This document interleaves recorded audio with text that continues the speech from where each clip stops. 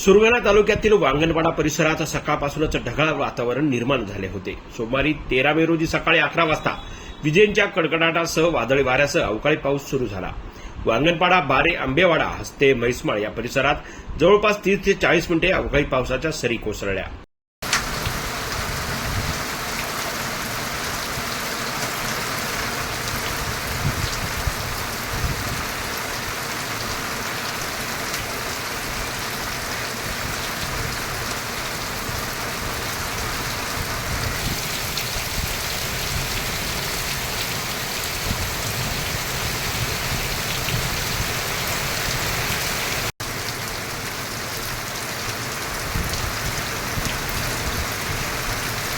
यामुळे बळीराजाची चांगलीच धावपळ उडाली होती. शेतात जनावरांसाठी साठवून ठेवलेला चारा झाकण्यासाठी लगबग सुरू होती, तर काही शेतकऱ्यांची कांदा झाकण्यासाठीची लगबग सुरू होती. भाताचे रोप टाकण्यासाठी, जमीन भाजण्यासाठी पालापोचळा जमा करून तयार केलेले आदोर पावसाने ओले झाले.